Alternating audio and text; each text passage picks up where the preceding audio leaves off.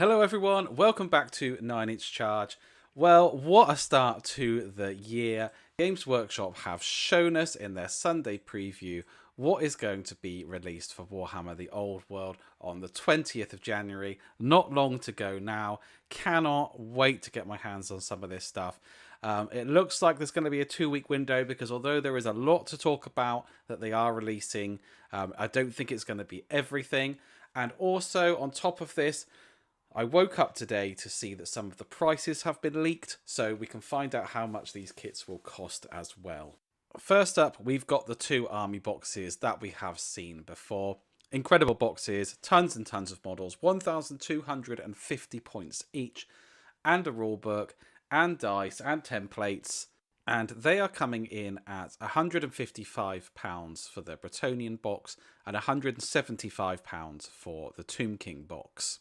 The price difference does make sense because you do get more models in the Tomb King box and you do get a massive dragon compared to the hero on Pegasus, as good as he is. The rulebook is coming in at £42.50, and then to supplement that, you've got the Ravening Hordes and the Forces of Fantasy books that contain all the rules for the armies. These are coming in at £30 each, which really isn't a bad price when you compare them to, for example, Battle Tomes in Age of Sigmar, the Arcane Journals, which are kind of like rules upgrades to existing armies, are coming to the Bretonnians and to the Tomb Kings, and they're an additional £16. You don't need them to play the armies, you can play them out of Ravening Hordes and Forces of Fantasy, but if you want a bit more depth and special characters and things like that, you can pick up the Arcane Journals as well. And for the units, on the Bretonnian side, you've got this BSB on Pegasus. Fantastic model. He's coming in at £40. And Pegasus Knights are returning. They are coming in threes. And they're reported to be £37.50. Grail Knights are coming back, also in threes. And this is the first of the metal releases that we're seeing coming back. I think that metal releases are a really good move from Games Workshop.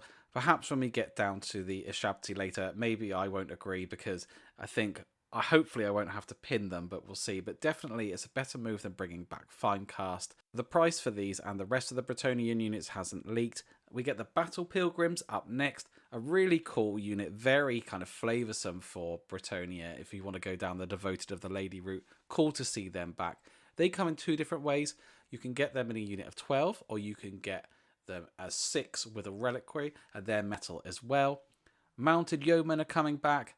It's just really cool to see all these things that are coming back, It's just filling me with nostalgia and getting me more excited for the game because some of these units were so iconic when I was in the game in the early days. I mean, when I started over 20 years ago. And then we've got a load of heroes coming in. Handmaiden of the Lady is coming out in Forge World Resin.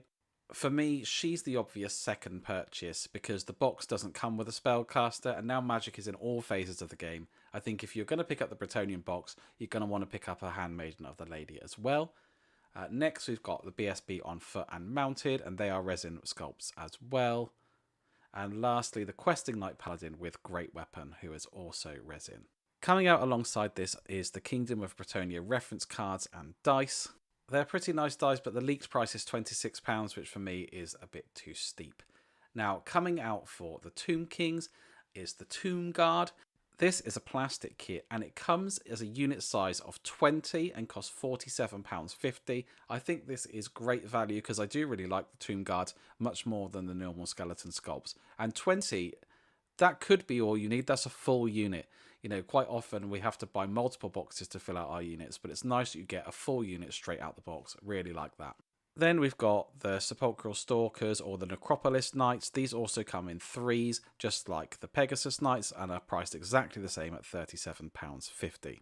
The Necro Sphinx and War Sphinx is back. One of the best models Games Workshop has ever produced, in my opinion, and comes in at £45. I just had a quick look on eBay, and the first one I saw was £170, and there is even an empty box on sale on eBay right now for £55. So I'm really happy that they've brought this model back and that people will be able to buy it at a reasonable price and not pay these eBay scalper prices. Next up coming back is Cetra the Imperishable as a metal model on his awesome looking chariot. Just really great to see him back in the game. And then the old Metal Leash Priest as well is back. And next up, we have got 3 Metal Ushabti models.